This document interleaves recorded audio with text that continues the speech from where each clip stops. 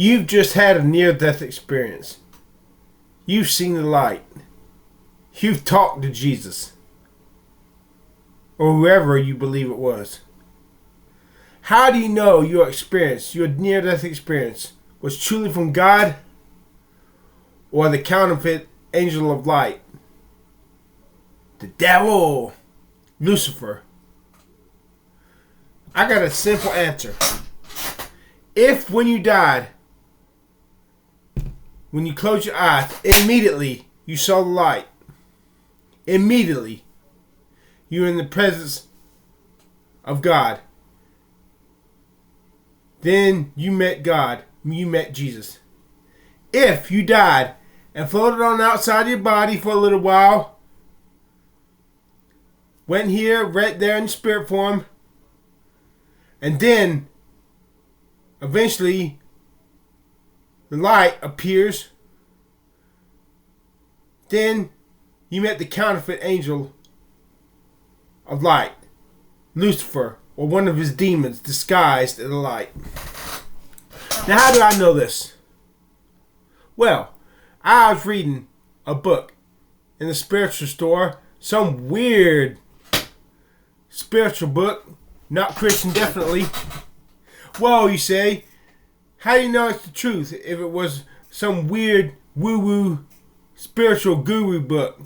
Well, because when the devil tells a lie, he inserts a few truths in his lie to make his lie more seem like it's true. We'll look at what happened in the Garden of Eden. God said, you eat of the fruit, you shall surely die. The devil said, you eat of the fruit, you shall not surely die. For God does know that the day you eat thereof, ye shall be as gods, knowing good and evil. The devil told, you shall not surely die. That was a lie. But the truth part was, you shall be as gods, knowing good and evil.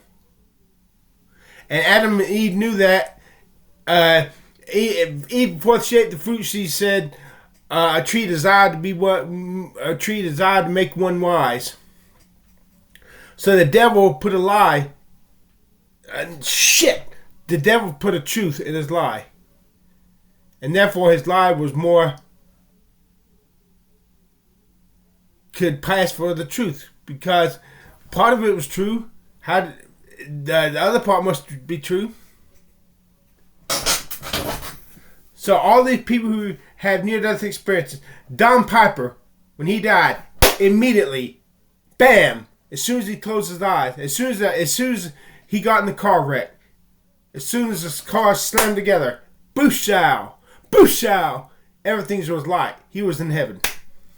His experience was truly from God. I've read his experience. It has to be from God. It is from God. Dr. George C. Ritchie, Howard Storm. They died.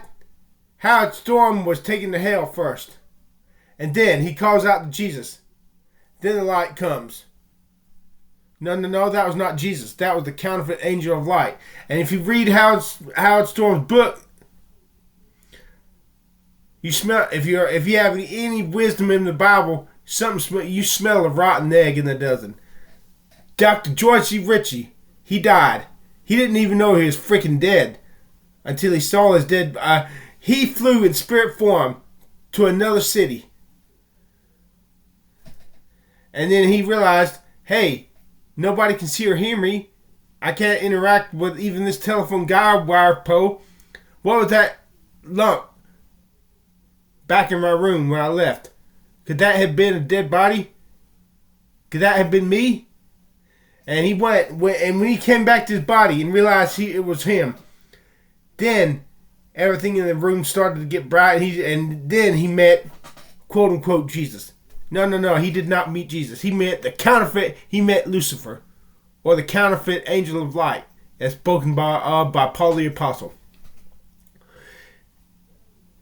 If you read the theology of Dr. George C. Ritchie's My Life After Dying, you'll realize, if you got any wisdom in the Bible, you will smell a rotten egg in a dozen. My mom, she's one of the most simple-minded Christians.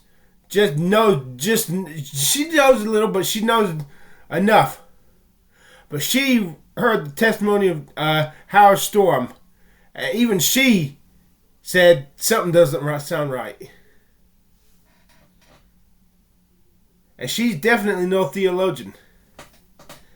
Now she knows Jesus, knows God. She knows enough to get saved, and she's saved.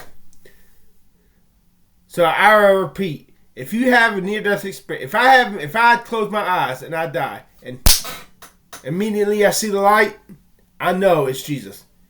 If I die and float around town for a little while, and then the light comes to get me, I'm going to say, oh shit, this is not good. This is not Jesus. I'm fixing to be deceived. Oh shit. Oh shit. Oh shit. I'm in deep shit now.